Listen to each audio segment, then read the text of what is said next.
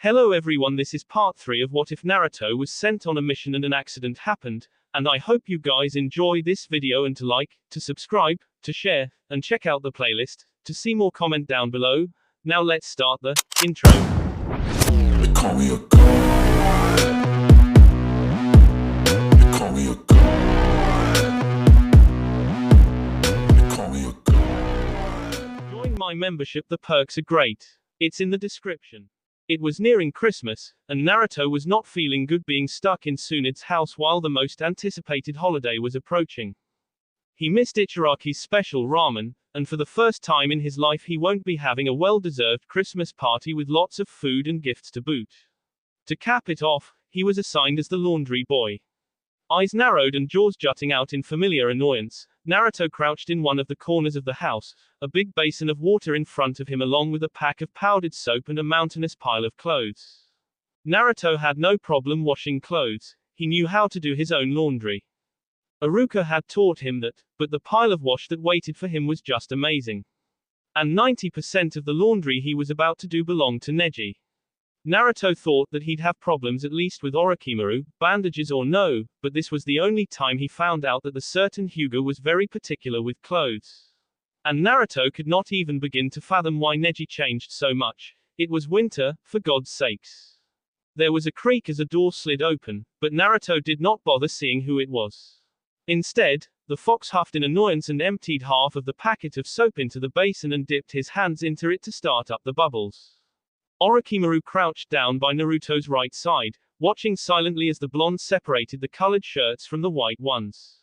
Truth be told, the serpent was getting alarmed in spite of himself. Lately he grew nervous if Naruto was not in his range of vision. This eccentric feeling of wanting to keep the boy safe at all times was starting to frighten him. Apart from that, he was growing soft. He was starting to experience warm and fuzzy emotions that he could not put a name to, and flashbacks from his happier days started haunting his mind. Orochimaru wanted to get away, he was desperate to break the link, but he did not want to die. But at the same time, a part of him secretly wished that Tsunade and Kabuto would take a year at most to solve their problem. He thought he was going mad. It seemed the only logical explanation for what was happening to him. And his arms waking him in the middle of the night was not exactly helpful. Agad, spaghetti stains. Naruto wrinkled his nose as he lifted Jiraiya's shirt, the one with a horrible red patch on it. Darnell old hermit, just because someone else does his laundry for him, the fox ground his teeth in annoyance. You might want to try some bleach or boiling water on that one. Orochimaru suggested timidly. Muttering complaints under his breath, Naruto stood up to look for the bottle of bleach. A second later and the fox was immersed in soap bubbles, scrubbing and rinsing furiously while mumbling about promises of revenge in the near future.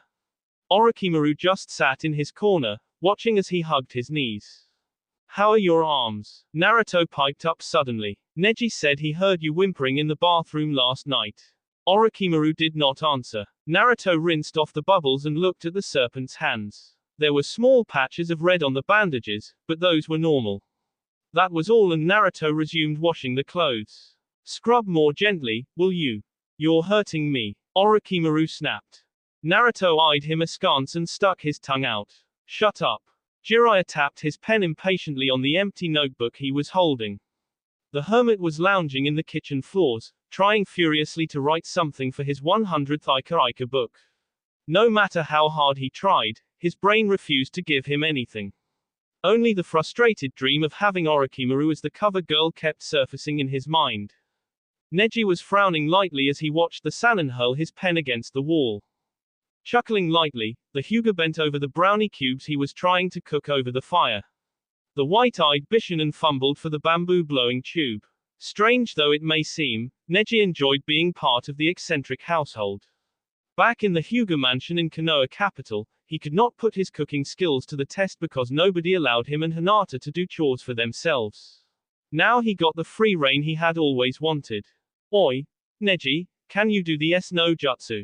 Jiraiya asked suddenly. The Hyuga paused. A perfect eyebrow rose. No, he replied. But even if I did, I won't do it for you. Jiraiya sighed in defeat and went outside to smoke on his pipe. Neji shook his head. Sometimes that Sannin gets too desperate he decides to pick on me. Of course he already had a shrewd measure of Jiraiya's capabilities thanks to Naruto and Orochimaru, but if ever the Sannin did try to push the topic further, Neji could always do his Kaiten and Juken if needed. Blowing to the charcoals, Neji started to hum as he waited for his brownies to finish. He wondered if it made a difference in taste, baking them in the oven and out on open fire. Shizune was running down the snowy streets, her jacket slipping off her right shoulder. She roughly pushed away a genin that barred her path and did not bother to shout a sorry for the poor girl. She ran like there was no tomorrow, the scroll she clutched to her chest held tightly in a sweaty palm. Tsunade-sama. Tsunade-sama. Tsunade and Sakura looked up from the charts they were poring on when Shizune burst into the room, panting very hard. Tsunade automatically rose, her eyebrows furrowed together. Sakura was looking from one face to the other, suddenly very alert. You won't believe it. Shizune choked out as she held out a worn and very small scroll. Tsunade grabbed it and opened it. Sakura leapt to her feet and tried to take a peek, but Shizune pulled her back to the charts. Tsunade read the scroll in silence. It was the second part of the Yondaim's notes about the chakra link. The Godaim devoured every detail hungrily. The link. In case somebody did repeat the stupidity after me, fear not, for I leave you a clue as to how to end your miseries. I did mention that the link can be severed in the most obvious way. Read this well. As the link grows in time, so does the tendency to protect and keep each other safe, correct? And out of this develops. Tsunade frowned, the ink was badly blotched and she couldn't understand a thing. She hurried on to the next sentence. Bonds that not even the strongest sever, only then, link, dissolve. Aarrghh. Tsunade yelled in frustration. She pivoted around, glaring. You bought me nothing but rubbish, Shizune. The black-haired medic bit her lower lip. But at least it brings us closer to whatever thing it is. I got that from the fourth's old apartments. You had no idea how I bribed and threatened the wizened landlady just to let me in. Sakura kept silent, but her ears caught everything. Tsunade's eyes landed on her. Sakura braced herself. You, girl, out. Lessons over for you. Out. Tsunade barked, pointing at the door. The pink-haired kunoichi stood up obediently and left without a word, closing the door behind her. Tsunade sat back down and re-unrolled the scroll. This confirms it, Shizune. The fourth was indeed mad. But Tsunade-sama, we really must do something. The raven-haired medic said urgently. As long as the Kazekage is here, Uchiha and Nara can do whatever they like. We can't let Sasuke see Orochimaru again, and if he finds out his best friend is with Orochimaru. There was a loud crash outside the doors. Tsunade immediately leapt to her feet and dashed outside. Shizune, you big fool. The Godaim shouted over her shoulder. Help me catch that pink-haired dolt. Quick. But Sakura was already well outside the building, running as if death itself chased her, her green eyes wide. Naruto is with Orochimaru. Oh my god. Sasuke-kun. We have to save him. The kunoichi rounded the next street, and there, just coming out of a restaurant, were Sasuke, Shikamaru, Kiba, Rock Lee, Gaara and Chuji. Sakura's eyes brightened as she waved her arms frantically. Sasuke-kun. Sasuke-kun. Orochimaru lifted his golden gaze and turned to Neji and Naruto, who were standing side by side and grinning at him. The serpent furrowed his brows together and looked at the colored mat on the tatami floor. The mat was plugged into the weird box Neji had fetched from his own house, and this box in turn was plugged into the television.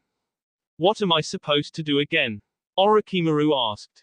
Neji gave an exasperated sigh while Naruto cackled. The Hyuga ran a hand through his silky hair in growing frustration. Here they were, teaching Orochimaru how to play Dance Dance Revolution, but the Sannin seemed to have developed a thick skull. He and Naruto had been explaining for an hour now, but Orochimaru still did not get the hang of it. Neji stepped on the mat. You follow the arrows flashing on the screen, he instructed, not noticing the edge in his voice. Like this, he selected an easy track and demonstrated how to play the game. Orochimaru watched the Hyuga's feet eagerly. See? Follow the arrows, and you step on their corresponding places on the mat. Sometimes you have to jump. It's really very easy. Now do you get it?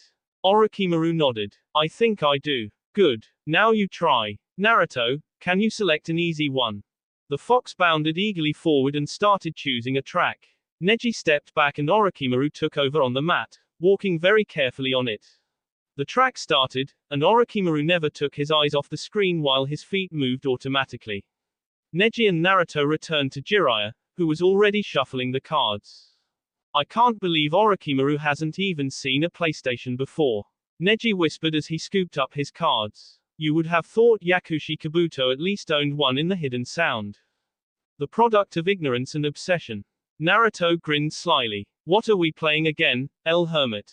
Stripper poker. Jiraiya smirked. Regular poker rules apply, except the loser at the end of each round strips off an article of clothing from himself, chosen by his opponents. The game ends when one ends. Neji's jaw dropped open, while Naruto only cackled confidently. The fox was confident on his poker skills. He'd had expert lessons from Kakashi and Jiraiya. Jiraiya was very unlikely to lose. He'd been playing such games way back when he was still a genin. It was the legendary Sannin's favorite pastime, stripper poker. No need to mention who always ended up. All right, let's start. Silence ensued, broken only by the track playing from Orochimaru's game and the serpent's regular curses when he missed an arrow. And then, finally, a flush, Jiraiya declared, showing his cards of spades. And a royal straight flush from me. Naruto laughed, laying down his own cards. Neji's cheeks started to color. Jiraiya and Naruto exchanged sly grins. Head protector off, please. Jiraiya smiled. Kunai holster for me. Naruto sneered.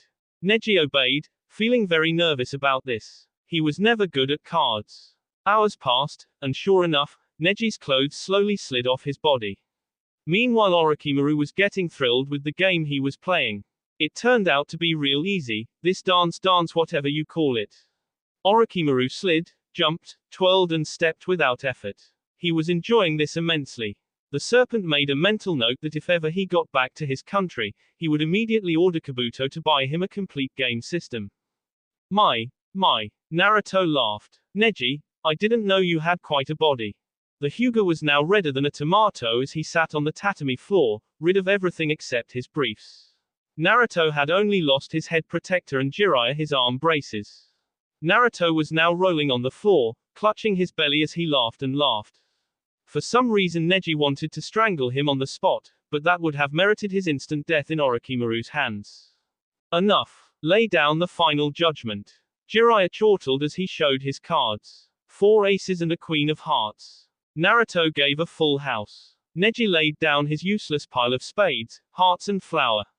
Naruto started clapping his hands and chanted. Take it all off. Take it all off. Take it all off. Slowly, Neji stood up and removed his underwear. He was so red he could have shamed 10 sunsets. Naruto and Jiraiya laughed like there was no tomorrow, while Orochimaru gave an appreciative whistle. Nice, eh, Neji-kun? The serpent commented as he reached out and do you mind turning around and showing me what's up front? Naruto laughed even louder at that. Neji shut his eyes. He wanted nothing else at that moment except to shrivel up and Is it true? Yes. The Otokage is with the kid with the Kyuubi. They're currently staying in the Godime Hokage's house in the village of Kikuyu. Well, what do you know? A double jackpot for us. Indeed. We get to finally K the notorious Orochimaru and extract the Kyuubi. So the rumors are true that Orochimaru of the Hidden Sound has lost all of his jutsus. Of course it is. How else could the fox boy manage to capture him and live? Good. This will be interesting. A plan had already coalesced in Naruto's mind. He lay beneath his blankets, chuckling quietly to himself as he repeated the plan inside his head. Come to think of it, he had all the chances in the world to become Rokudaime Hokage. Why? It was simple logic, really. He had Kakashi for a mentor, who was once taught by Yondaime himself. And then there was Jiraiya, who in turn mentored both him and Yondaime. And if it wasn't enough, a little more poking would turn Orochimaru into one of his mentors as well. Naruto cackled with glee as he thought about the marvelous things Orochimaru could teach him. True, he was fascinated by the serpent's jutsus, forbidden or no, but he would be content with the legal ones if he succeeded in bullying Orochimaru into teaching him. He would want to learn Sine Gyashu and Kaiten Koryu Enden, if he could choose what techniques he'd like to study. Naruto wondered vaguely if Orochimaru knew Chidori, might as well add that to the list. I will become Hokage. Naruto giggled inside his own head. Imagine being taught by 2 of the legendary 3, wow. Not even Sasuke could do that. Boo ha ha ha ha. There was a sound of doors sliding open, and Naruto pulled down his blankets to see Orochimaru enter the universal bedroom. Orochimaru raised an eyebrow and sat down beside him. The serpent placed a bandaged hand on Naruto's forehead. Then he grunted in satisfaction before moving away to rummage in the closet. That was another of Naruto's plans starting to flower. Soon enough, and it'd bear fruit. When Tsunade had sent him alone to the hidden sound, he had pondered about things for most of the journey. He stood by what he'd seen long ago when he'd been a genin, during the reunion between Tsunade, Jiraiya and Orochimaru.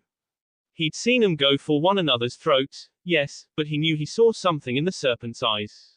Back then he too believed that Ochan was simply beyond salvation, but as years gone by, Naruto started to think otherwise. Ochan only became impossible because nobody really put enough effort into steering him away from evil. Naruto watched silently as Orochimaru changed clothes, with great difficulty of course. Sandaime never took time to talk to Ochan when he'd been younger. He just let his precious student get on with whatever plan he had. If Naruto had been his mentor, he would have none of it. And Jiraiya and Tsunade never did anything too. So much unlike him and Sakura. But now, Naruto was happy to see the effects of the link. Truth be told, he didn't regret it a single bit. Orochimaru might not admit it, but he did smile more often now. And he laughed too, not the evil, chilling laughter he used to have, but just plain laughter with plain happiness in it. And he looked tired. Naruto furrowed his brows for a bit. Maybe he's so tired of being a missing nin. Goodness knows how hard it is with practically every ninja nation clamoring for your A. Or maybe he just wants to.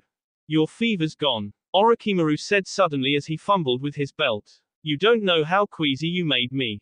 Take more care of your health, Naruto. Naruto grinned. Yet another side effect of his grand plan. He had a slight fever 2 days ago, and Orochimaru very nearly went berserk when he found out. He insisted that Naruto remain in bed and even delivered food himself. Oftentimes Naruto had wild glimpses of Orochimaru's thoughts. It was impossible, but there you were. He had access into the serpent's thoughts. For the past 2 days, Naruto was the sole focus of those thoughts. Naruto and his speedy recovery. It was weird. I will. Naruto replied, trying hard not to smirk. Look, I'm well now, can I get up? Orochimaru nodded and made to leave, but not before Naruto gave him a very warm hug from behind. The serpent froze, eyes wide. Naruto's next words would be etched in his mind forever. Thank you for taking care of me. Neji looked up from the simmering pot of miso soup he was cooking when Naruto bounded into the kitchen, looking as hyperactive as ever. The Hyuga shook his head. They were 17 now, but Naruto never really grew up. What's for dinner? Naruto demanded as he followed his nose to Neji's side. Ramen for you and some miso soup. Neji grinned. All right, Naruto said eagerly as he inhaled the delicious scent of the cooking. You know, Naruto, I was thinking. Neji said as he stirred the soup gingerly. We'll be missing the Academy's Christmas party this year. What do you say to my idea of having our own party in this house instead? I'll be happy to do the cooking, of course. Naruto looked like he had just been offered the Hokage's. He gave Neji hug enough to make the white eye choke. Neji, my hero. Of course we'd all love that. And complete with those Kris Kringle things, too. He cackled. Naruto, you wouldn't want me to die before the party, don't you? Neji grunted. Oops, sorry. Naruto smirked. He was bouncing eagerly on his heels. Oh, this will be way more fun than the Academy party, I can't wait. I know you do. Neji replied. Do fetch me that bottle of soy sauce, will you? Okie dokie. Oh yeah, I thought you might want to know. Orochimaru reads Ika. Naruto stopped D in the middle of reaching for the soy sauce bottle. What? Neji nodded and lowered his voice conspiratorially. Yeah, I saw him the other day when I was waiting for my turn on the John. He came out all giggling and clutching a book that I would readily bet my life to be Ika. What did he do when he saw you? He cleared his throat and tucked the book away into his yukata. Naruto shook his head in disbelief. I thought he was way beyond that. Good lord, now all we need to see reading El Hermit's books would be Sasuke, Shikamaru and you. Neji clamped his mouth shut at that statement. Naruto had no idea. Jiraiya frowned as he reread the chapter he had come up with for that day. It was crappy. He'd have to rewrite everything later. He desperately needed some inspiration if he wanted his 100th book to be a blockbuster hit in the bookstores. Drat, if only Naruto didn't remove the no jutsu from Orochimaru. The Elsanin started nibbling the end of his pen when Orochimaru entered the room, looking highly disconcerted. Jiraiya raised an eyebrow. The serpent seemed oblivious of his presence. Orochimaru sat down by his favorite spot by the window and looked out of it to the snow. He was frowning heavily, too. Jiraiya cleared his throat and Orochimaru jumped. You don't want to catch a cold, do you? Said Jiraiya. Close the window, I'm freezing. Orochimaru spared him a withering look before obeying without a word and sliding the window shut with a snap. Jiraiya, on the other hand, couldn't help but stare. Did Orochimaru just obey him? Without questions. Easing himself from his lounging position on the tatami floor, Jiraiya removed the pen from between his lips and took a good, hard look at his former teammate. Did you just obey me? He asked jokingly. Think I did, Orochimaru snapped back. The white-haired shinobi blinked. Frowning, he looked hard at Orochimaru again. It could be Naruto playing a prank on him, but, come to think of it, Naruto never copied Orochimaru's form, so why do it now? Besides, there was a careworn expression on the serpent's face that Jiraiya had never seen before. Orochimaru looked tired. But tired of what? Could that boy Naruto be actually succeeding on his mad plan of changing Orochimaru? You look troubled, Jiraiya said. This was a delicate topic. He had to tread carefully. Want to, talk to a, former friend. I'm willing to listen. The frog summoner blinked again. Did he just say that? Orochimaru turned to look at him. For a moment their eyes met, inky black and golden. Orochimaru was the first to break the gaze and took a deep sigh. I'm tired, Jiraiya. That simple sentence hit Jiraiya like a flood. It contained all the burdens and troubles of the one who said it. Jiraiya could feel his jaw dropping. Since when did Orochimaru admit he was having difficulties? He never did, even when they were genins. He rarely cried as a little boy, too. He just watched on, impassively, ramming head-on into any problem he might encounter. Why did the snake brain sound so different now? Was this all the effect of the link and being with Naruto? Smiling, Jiraiya stood up and procured a bottle of sake from his satchel. I hope you haven't forgotten this important thing Sarutobi-sensei taught us. Nothing helps a troubled mind the most except a willing listener and a good draught of sake, directly from the bottle. I can't believe I'm asking him to drink with me. Orochimaru took the sake bottle and took a careful sip from it that made him wince and shudder for a moment. Jiraiya got the bottle back and drank deeply. He moved closer to Orochimaru and placed the bottle on the floor between them. For a moment it was silent. The only sound to be heard was Naruto and Neji's clamoring in the kitchen. Not even the cicadas decided to interrupt. Orochi-kun. Jiraiya began. He blinked. Good heavens. I haven't uttered that name for more than 30 years. Do you remember that particular time when we had been genins and I asked you to accompany me to go see what kind of panties Tsunade wears? There was a small laugh. Yes, I do. I had been busy reading a study scroll for the Kaiten techniques when you came and asked me to go with you. So he does remember, does he? Jiraiya nodded, a reminiscent smile forming on his lips. True, true, you even refused, but I managed to convince you because I mentioned the rumor that you were gay. There was an affronted pause before Orochimaru said, I'm not gay, Jiraiya. Jiraiya gave a chuckle. I know, you needn't be offended, Orochi-kun. Somehow the name seemed very familiar on his lips. And do you remember how we sneaked up on Tsunade when she'd been bathing in the river? We stole her clothes. Orochimaru added. Yes, and we tried to see what panties she used. But it turned out she didn't wear such. Ha ha ha ha ha. Jiraiya cackled. Yes, she didn't. Orochimaru took his sip, Jiraiya closely following. Then they both tried to find a more suitable position for a long conversation ahead. 2 bottles of sake were consumed in loud silence. At some point Neji stuck his head through the door to announce that dinner was ready, but sensing the somber mood, the Hyuga very wisely kept his silence and left the 2 Sannin to their own devices. Do you recall that great blunder you made in the Chunin exams? Jiraiya asked. Orochimaru smiled. Yes, I used Kaiten Kiryu Enden and missed. I was rid of all of my chakra so had to rely on my fists. Jiraiya laughed. Imagine that, you actually missed. There was a sigh. Do you remember the first mission we had? Yes. I got pummeled by the Kunoiki's lizard summon real bad. And soon it was hard put healing you and me together. She fainted. And Sarutobi-sensei finished the mission by himself. Heavens, what blunders, eh? True. Jiraiya opened a fourth bottle and pushed it toward Orochimaru. The serpent took it and drank deeply. He was never a drinker, Orochimaru. Jiraiya was only just beginning to hiccup, but his pale cheeks already had a beautiful tinge of pink on them. When he laid the bottle back onto the floor, he actually hiccuped but did not seem to know so. Do you know why she refused me? Orochimaru asked suddenly. Dear, already drunk. Jiraiya smiled as he took his turn on the bottle, closely looking at Orochimaru. The serpent was already swaying this way and that, but he still looked sane, at most. Jiraiya decided to play along. Who's she? He inquired. Orochimaru grabbed the bottle from him and drank 2 large gulps. Wine slopped down his front when he lowered the bottle from his lips. Who else, you moron? Tsunade, he shouted. A ringing silence ensued in the house. Even Neji and Naruto became quiet in the kitchen. Tsunade, Jiraiya repeated, all traces of drunkenness leaving him. Orochimaru hiccuped and jabbed a finger into his chest. Yesh, I only became like this because of her. I only, told her that, she was really pretty, Then he turned to face Jiraiya. The latter did not know whether to gape or to shudder in fear as he saw Orochimaru actually crying.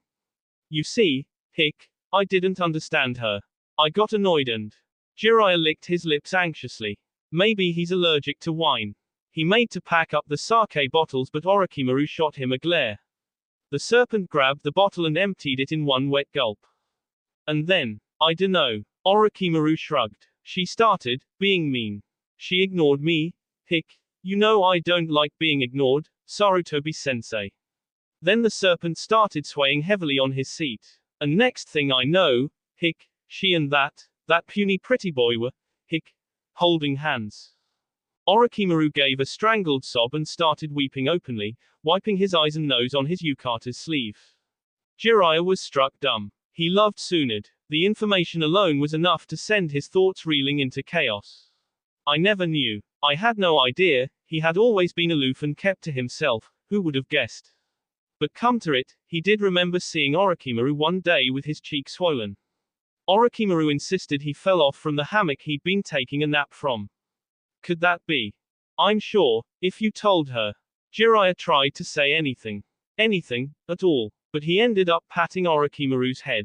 She would have, well. Orochimaru gradually quieted down, but he was still sniffling. I tried to vent out my spleen on something else. I tried to keep myself busy. So you decided to start being obsessed with immortality? Jiraiya guessed. Orochimaru nodded. Tried to make myself immortal, but, and then he started bawling again. I don't know what happened to me. It was like sleepwalking, and then, when I woke up, I was banished from Konoha. I was so scared, Jiraiya. I was so scared of being alone and. Why you weren't alone? Jiraiya tried. You had Kabuto and the others. Orochimaru said thickly. Little, they are. They only came to me out of, trying to learn, my jutsus. They were never my friends, Sarutobi-sensei. My friends were. He lunged forward and grabbed Jiraiya by the collar. Jiraiya swallowed nervously. Who am I really? Do I look like Sarutobi-sensei that much? My friends, they were. Jiraiya looked at Orochimaru's face. His golden eyes were lit with a crazy spark, his usually sleek hair was a mess, he looked insane. And his breath starting to reek of wine was not exactly helpful. Jiraiya tried to pry off his bandaged hands, but Orochimaru had a surprisingly strong grip. Look, Orochi-kun, you're drunk. It was a bad idea after all. Will you let go of me? Listen to me, Sarutobi-sensei. Orochimaru shouted. Jiraiya shut up. The serpent raised a single finger and started wagging it in a slow and creepy manner.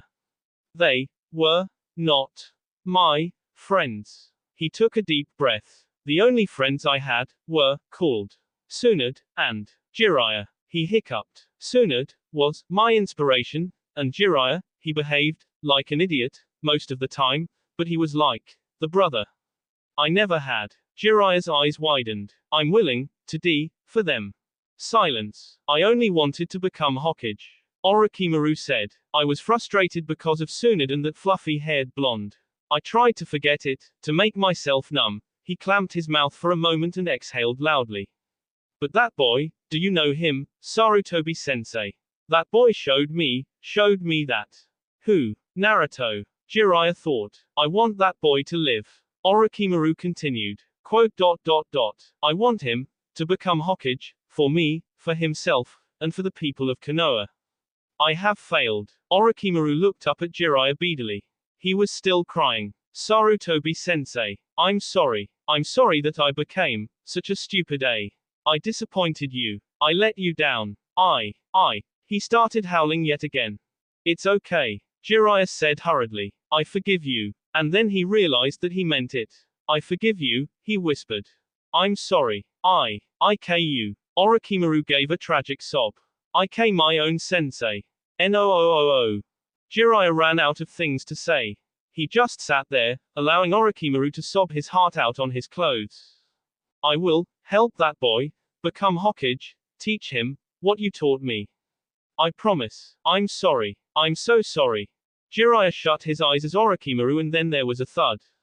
He opened his eyes and found Orochimaru lying spread-eagled on the tatami floor, finally asleep, drops of tears clinging to his curling lashes. Jiraiya dropped on all fours and peered at Orochimaru's face. His friend actually looked peaceful, lying there. Slowly, Jiraiya rose and fetched a blanket for Orochimaru. Naruto and Neji were already in the bedroom, asleep. Jiraiya gave Naruto an admiring look. Damn you boy. I underestimated you badly. And I always thought Orochimaru was beyond any help. The frog hermit shook his head and exited the bedroom, blanket in his arms. What will Tsunade say? Hinata was sitting silently along the corner, her mug of hot chocolate practically ignored and getting cold. Around her, the arena where a part of the Chunin exams had been held was radically transformed. Colored garlands were hanged on the walls and banisters along with glittering Christmas lights. There was a huge banner up front saying Merry Christmas, Konoha. But Hinata was seeing none of it. She did not even pay attention to the 5 long tables laid across the arena, each one groaning under the weight of an excellent Christmas feast. The white eye stared into the dark depths of the chocolate in her mug. Naruto was missing for 4 months now. Hinata knew that the fox she loved was well capable of taking care of himself, but to be gone this long without even a word for his friends. For her, and her cousin Neji vanishing suddenly as well, the last time she saw him, or anybody did, for that matter, was when she confronted him and she woke up in a broom closet. That was when half of the food in the Hyuga mansion had disappeared as well. Sasuke and Shikamaru had already added Neji in their search list. Her cousin knew about Naruto, really. Else he wouldn't have gone herring off into nothingness for no apparent reason at all. Sighing, Hinata finally opted to focus on her surroundings. Most of the ninja populace was already here, and more was still coming by the minute. Hinata looked for some familiar faces. As expected, Sasuke, Shikamaru, Rock Lee, Chuji, Kiba and Gaara were in a huddle, having a lively debate. Sasuke was gesturing wildly, a sign of his agitation. Shikamaru, Rock Lee, Kiba and Chuji were frowning up at him while Gaara only stood there like a stone, arms crossed. Ino was standing near one of the long tables, drinking punch and glaring at Shikamaru. Sakura was nowhere to be seen. That was another mystery, Sakura. It all began one day when she had fled from Tsunade's office, shouting for Sasuke. She very nearly had come to him if it wasn't for the gigantic slug Katsuyu appearing in the middle of the street, barring her way. And then, Sakura avoided all contact since, especially from Sasuke. She shut herself up in Tsunade's house, only coming out when it was badly needed. This annoyed Shikamaru and Sasuke further. It only confirmed their worst suspicions that Naruto, wherever he was in serious trouble. Hi, Hinata, Merry Christmas. The Hyuga heiress turned to see Sakura smiling brightly down at her. Hinata nodded in acknowledgement, and Sakura took the vacant chair beside her. I think this is the biggest feast the Academy has ever hosted, don't you think? Hinata's lips thinned. She did not look at Sakura. Yes, it is. Wouldn't it be nice if Naruto and Neji Onichan were here instead of spending their Christmas somewhere cold? She said in a stony voice. Her hands started trembling. Sakura was dumbfounded. She looked at Hinata, at a loss for words, her lips open. Hinata went on, hammering her point further. You know, if you really do care about other people, you would help them. The Hyuga continued. You shouldn't hide information on their whereabouts. Because, if you ask me, that doesn't solve anything. What if when you finally decided to talk, everything's too late? What if the person you were helping stay hidden? Can your conscience bear that much of a burden? That he would have been alive if only you talked. Hinata, if something happens to them both, my Naruto and Neji Onichan. I won't. I definitely won't. I will not forgive you. You don't understand. What I understand is you're not helping a single bit. Hinata whispered, finally glaring at Sakura. I don't know what Godime-sama told you, but I'm willing to bet my eyes that she held your apprenticeship at stake. I pity you, Sakura. Hitaki Kakashi would have been disappointed. You chose your rank over your friends, and that's very selfish of you. Sakura burst into tears and hurried away. Hinata watched her go with savage triumph etched on her gentle features. Sasuke walked over to her side, hands in his pockets. That was quite harsh of you. The Uchiha commented. Hinata rose and smiled at Sasuke. Sometimes you need to be harsh to get what you want. Sasuke gave her a smile that would have made all of his fangirls melt into putty. He offered her his hand, and they walked to join the crowd that was starting to gather before the podium. Tsunade was already standing there, clearing her throat. When most of the crowd had turned to her, Shikamaru had great difficulty turning Chuji from the roast turkey. She began the traditional opening speech. When the speech ended, the Genins went forward and presented their presents to their teachers. This was when Shikamaru nodded pointedly towards Sasuke, who had already tied the plushie Konohamaru. Mogi and Reito gave him to his belt. The plushie was a mini version of him. After the gift giving, the feast began, and Chuji very happily dug in, claiming a whole turkey for himself. The feast lasted for a good 2 hours and then the second gift giving began. After this was the much-awaited dance that claimed up to 4 hours well into 11 in the evening. The dance ended and all the ninjas present climbed up the stage and started to sing carols, and when midnight struck, the gigantic Christmas tree flared to life amidst much shouting of, Merry Christmas, Konoha. But then, everything would have been much more enjoyable when a certain fox boy and a white eye were present. Jingle bells, jingle all the way. Oh, what fun it is to ride a one-horse open sleigh.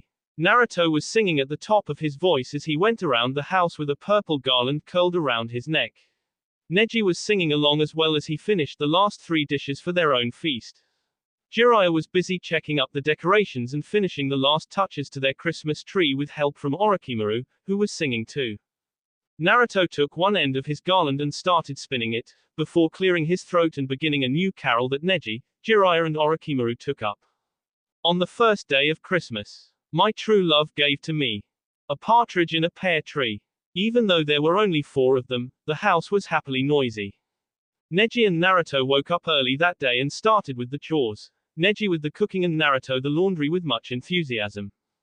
Jiraiya was next to rise and started rummaging through the house for decorations.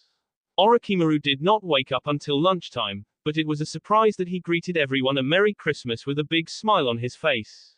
The serpent also asked if he could help a bit on anything, and Neji told him to assist Jiraiya instead. Naruto jokingly asked why Orochimaru was being helpful, and the serpent bluntly replied that this was the first time he'd celebrate Christmas since leaving Konoha. Hey, El Hermit, do we get to drink sake with you tonight? Naruto demanded. Of course. Drink all you can, Jiraiya replied. Yahoo! Neji rolled his eyes while Orochimaru only smiled. Naruto started to set the table as he resumed the carol he had been singing. And finally the sun set, the sake bottles were taken out and the feast was ready. The gang decided to eat where the TV was, because Naruto proposed of having a song showdown while they were drinking. Besides, as there's so little of us, said Naruto, why don't we give gifts to everyone?